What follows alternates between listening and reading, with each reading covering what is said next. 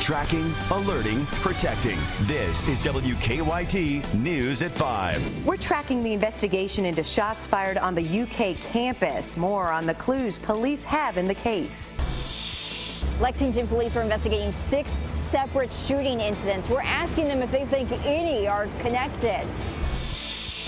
The Wildcats hoping to extend their SEC winning streak this coming weekend. Coach Mark Stoops talks about the team's chances. WKYT News at 5 starts now.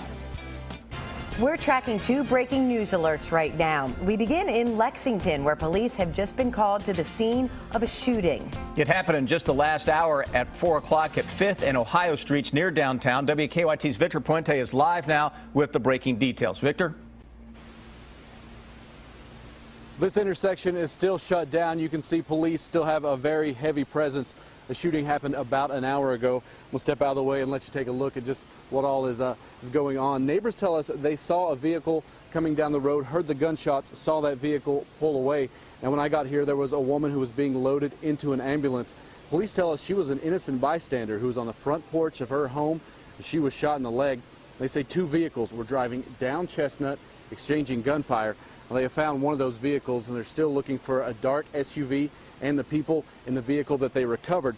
Now, police say there are likely more victims in this incident. Now, they're searching for them. They say one thing that may help them during this is the amount of witnesses who were out here at the time. They say there were dozens of people outside on porches here on the street when this shooting happened. Live in Lexington, Victor Puente, WKYT. All right, thank you, Victor. We're also tracking some breaking news now out of Madison County. Firefighters have been working to put out a fire at a hotel. They were called to the Country Hearth Inn on the Eastern Bypass in Richmond around 3:30. WKYT's Jordan Valines is live at the scene with the breaking details. Jordan? That's right. Firefighters got the call around 3:30 this afternoon. Right now, they're saying that the fire started in one of the back top right rooms here at the hotel. And as you can see and probably hear, several crews are still on the scene trying to put out any hot spots and also just trying to secure the building in general. Firefighters say there was only 1 occupant on this side of the motel when the fire started, but officials still decided to evacuate the entire building because smoke was spreading not only to the top floor but to the bottom floor as well. Now, no injuries have been reported, and firefighters say it's too early to determine whether or not the cause of this fire was suspicious. And at this time, they're still trying to determine the exact cause of this fire. Now, we'll have more on this developing story coming up tonight at 6. Live in Richmond, Jordan Valines, WKYT. It caused a scare on the UK campus last night. Tonight, police want to find a group of people to question them about the reports of shots fired. Investigators released these pictures of the group this afternoon. We have learned that UK football coach Mark Stoops is also looking into the incident. WKYT's Jerica Insco is live on campus now to explain in our top story at 5. Jerica? Sam, that's right. We're here on campus where it happened, and it looks much different now than it did last night. Now, this is where UK students said they heard something they're not used to hearing, very close to where they live and several other dorms. Before 10 p.m. is when UK police say students reported hearing shots near the Kerwin Blanding complex, and surveillance photos have captured about 6 people in the area at the same time who are now being called persons of interest following this scary incident. What we were able to find after we deemed the area safe, we went back and researched the area. We were able to find an airsoft pistol that was tossed by someone in this group of persons of interest that we're releasing photos today of. What has really sparked conversation is what you can see in that surveillance. One person is wearing a t-shirt that resembles a special t-shirt only given to UK football players. During a press conference about his football team, Coach Mark Stoops was asked about that. Mark, the persons of interest that have come out about the shooting on campus, one of them looks like he's wearing the Land Shark shirt that Coach Niver made. Have you guys been contacted about anybody being asked questions? I have been about 5 minutes ago before this press conference, honestly. So let me gather some information on that and go from there. For now, UK police are still investigating why someone would shoot a pellet gun on campus, whether as a prank or to actually hurt someone. Either way, they're treating it seriously like any other case. Those responsible could face wanton endangerment and terroristic threatening charges, according to UK police. For now, we are live on UK's campus. Jerica Insko, WKYT. The south side of UK's campus was on lockdown for a couple of hours last night. UK police have not yet made any arrests. It was a busy weekend for Lexington police, responding to several reports of shots fired over the weekend. It started Friday night when a man suffered critical injuries in a shooting on Bainbridge Court. In all, there were 6 shootings with 4 people injured. WKYT's Kristen Kennedy shows us what's being done to put a stop to the violence. We just finished talking with Lexington police about this recent rash in shootings. 6 incidents in a little more than 48 hours' time. There were several situations where there were cars and houses that were shot at indiscriminately, and we have no reason to believe that in those situations, those specific cars or those homes were the targets. Out of the 6 weekend incidents police are investigating, Public Information Officer Sherelle Roberts believes 2 are connected. She says the first that happened Friday night, where someone shot a man on Bainbridge Court, could be linked to the second shooting of the weekend, one that happened 2 hours later on Charles Avenue. Emergency crews rushed 4 individuals from 4 of the 6 shooting incidents to UK Hospital. Right now, police aren't sure if any of the victims are still there. It's tough when the victims in the cases are not cooperative with us, when they don't want to tell us what happened, when they're not truthful about what they were doing or what occurred previous to the situation, and that's really where we need the public to fill in those blanks. Police are asking you to call their emergency line or the Detectives Bureau if you have any information about these cases. They just want to remind everyone that they can remain anonymous if they call in. In Lexington, Kristen Kennedy, WKYT. And police say the descriptions they have right now of the shooters are very vague. They say they know clothing, height, and weight, but no witnesses have provided any names. A man faces charges 4 months after a woman's murder. Our county-by-county coverage begins in Pike County. 47-year-old Daniel Little is charged with murder for the death of Tiffany Mullins. She was found inside a home in the Robinson Creek community back on May 4th. Little was found at the house as well, suffering from critical injuries. A grand jury has indicted a Knox County couple accused of abusing a child. Tyrone Person and Sierra Shepard are charged with criminal abuse and assault. Police arrested the pair in July after Shepard's 2-year-old son suffered severe burns on his legs.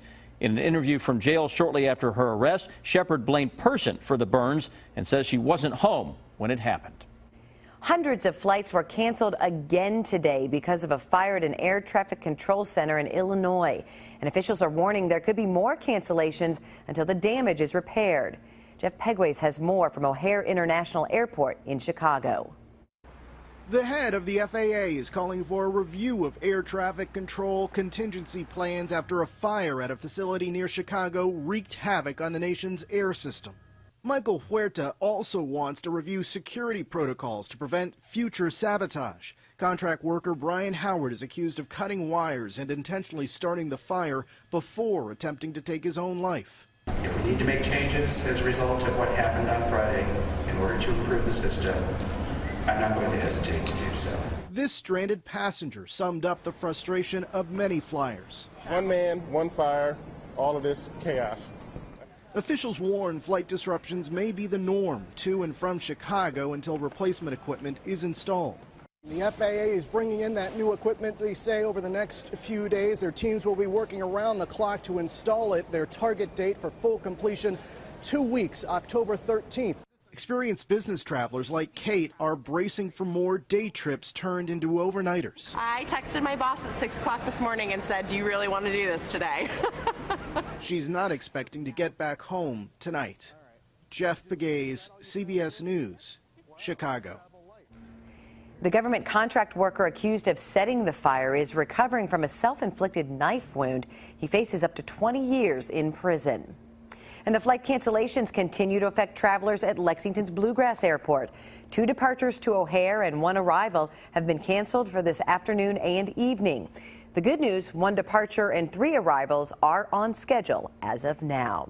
Well, the Wildcats finally ended a long conference losing streak this past Saturday. And they're hoping to get another SEC win under their belt, but it could be a challenge. WKYT's Rob Bromley's here with our Big Blue coverage. Hello, Rob. Hello, and South Carolina comes into Commonwealth Stadium this weekend off a difficult 1-point loss to Missouri. Kentucky fans are thinking nothing but upset. The Cats are 3-1 after ending their SEC losing streak against Vanderbilt. And now they have a chance to make a serious statement in the SEC by knocking off Steve Spurrier's team. Mark Stoops says his players need to be fundamentally better and more physical. They're doing a good job of preparing. I've patted them on the back and told you all the time how I like coaching them and on both sides of the ball, and you know, their attitude's right and their heart's right. We just got to be better. We got to be stronger and more fundamental. You know, it's like you hear me talk about it, it's true. It's a routine game. You know, you got to block, you got to run, you got to get off blocks, and there's things we left on the field, we continue to leave on the field that we can't do as we move forward in this season.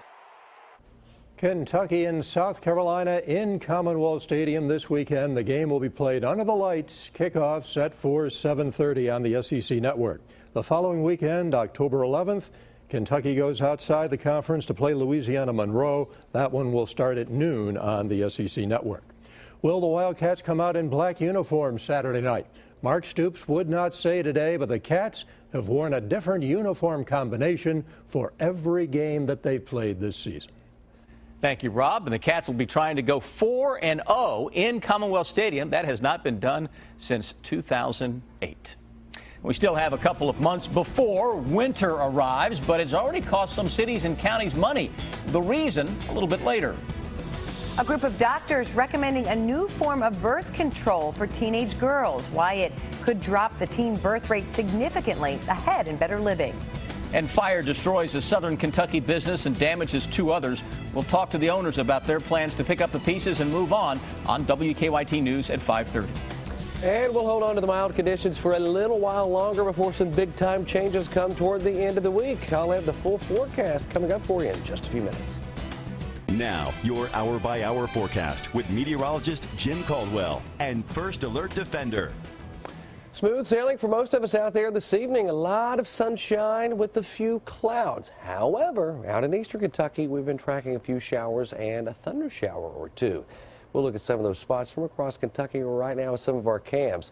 Temperatures generally running in the upper 70s, low 80s. If you get caught under a shower, which the only place we're seeing that's out in Floyd County, a little bit cooler, obviously. Right now in London, though, at 82 degrees, 82 in Frankfurt. Look at that, blue skies. The skies are clearing from the north to south right now, and that will continue to be the trend as we work through the rest of the evening. There's Defender. That's Kentucky's most powerful live Doppler, and we are tracking that one lone thunder shower out in parts of Floyd County, just south of Prestonsburg. Now, it's been a slow mover, and it's had some pretty heavy rain associated with it for a time now, but it drifts more toward the south and southeast as we advance through the rest of the evening. That's the only activity we have right now as far as precipitation is concerned, and you can see what I was talking about, those skies clearing. All the clouds that we're really tracking are to our south.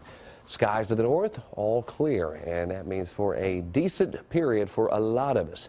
However, we have another little wave of energy, a frontal boundary that's going to be passing through the Great Lakes. See those showers there? That's the front. It'll drift toward us and might even skirt parts of northeastern Kentucky as we go into the day tomorrow, which might trigger a shower or two. But our chances are going to be very, very small and very limited as we advance through time here. What will happen, though, is that front will eventually turn back into a warm front, lift back to the north, and that will allow the warm air to invade across Kentucky again before the big changes arrive. Hour by hour we go. You see those showers clearing up in eastern Kentucky by 11 o'clock. Some upper 50s are showing up already.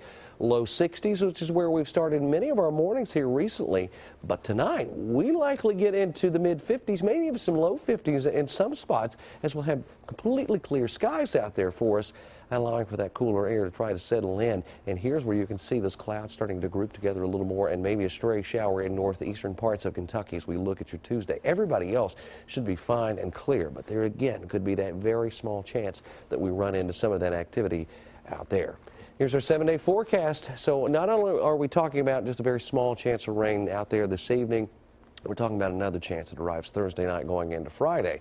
That's going to be attached to a much more potent system that has fall written all over it. It's going to take a chunk out of our daytime highs here. We go crashing into the low 60s, even some 40s at night. How about maybe some 30s in some places? No. Oh, it's a good possibility, especially in those valleys, again, out in eastern Kentucky. We will have the chilly stuff back in town, guys. You may need your winter coat for the game Saturday night. I know. And our flowers are going to be in trouble, too, if you haven't already taken them out of the ground. Oh, it'll be breezy, and you're talking about chilly. I'd say game time in the 50s, so hold on for that. That'll be a tough one. Okay. Yeah. All right, thanks, Jim. A Lexington shelter received a special donation today. How they'll use a new sewing room coming up. Follow WKYT online at WKYT.com. Join the conversation on Twitter and become a part of the WKYT Facebook family.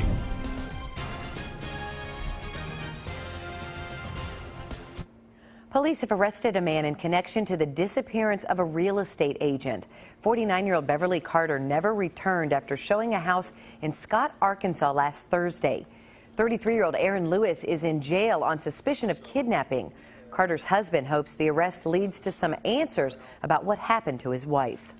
I really just pray that he'll tell us what we need to know in order to us to go get Beverly, and I really mean it from my heart. I appreciate everybody that's doing everything they can. Police have not released details on how they identified Lewis as a suspect. He's on parole for prior convictions in Arkansas. A recall alert for Harley-Davidson owners. The company is recalling 105,000 motorbikes. The 2014 motorbikes are being recalled because they might have faulty clutches. Owners have been sent letters. The company is also recalling the 2016 XG500 and XG750s because of a possible leaky fuel tank. Harley-Davidson will inspect the tank and replace it if need be. The first snowflakes haven't even fallen yet, but winter is already getting expensive across the U.S. Last year's unusually snowy and cold winter depleted salt supplies in the Midwest and along the East Coast.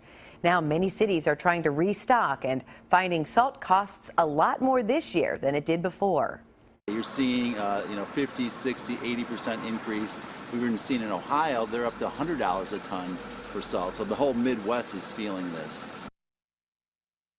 For some communities, higher salt prices mean fewer repaved roads and less moving come summer.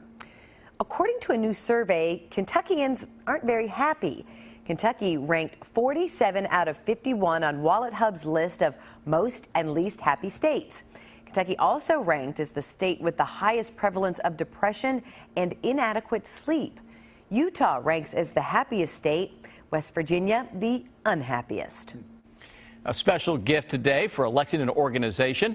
Greenhouse 17 received a new sewing room. The organization, formerly known as the Bluegrass Domestic Violence Program, Enchanted Makeovers and Baby Lock Sewing Machines donated the new room. The goal is to help Greenhouse 17's staff teach a new skill to domestic violence survivors and their families. I just love the fact that they understand how important creativity is. So it was a no-brainer that we need to be here. In addition to the new sewing machines, the makeover included painting, replacing floors, and decorating the space.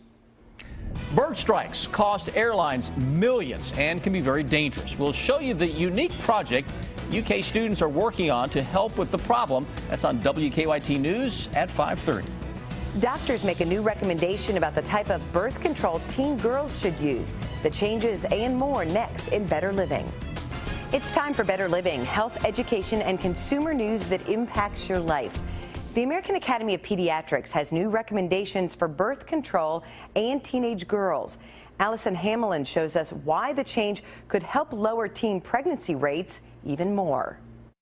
After years of taking birth control pills, 23-year-old Jennifer Ortiz is choosing an intrauterine device, or IUD. It's not like a pill where I have to remember, or a patch where I got to change it. The American Academy of Pediatrics is now recommending IUDs and implants as first-line options for preventing pregnancy in adolescents. It's very safe, it's highly reliable.